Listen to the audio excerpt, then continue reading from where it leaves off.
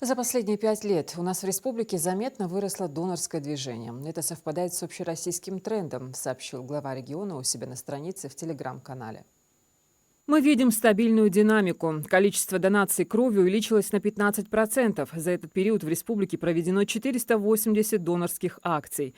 На конец ноября зарегистрирован 2701 донор. С начала года заготовлено 1864 литра крови, что позволило оказать помощь 3400 раз. Хочу отдельно отметить Центр по привлечению жителей в Федеральный регистр доноров костного мозга, который работает с 2022 года. Сегодня в реестре состоит около 900 ингушей. Серьезный вклад в общероссийскую базу. Почти 70% донаций повторные и полностью безвозмездные.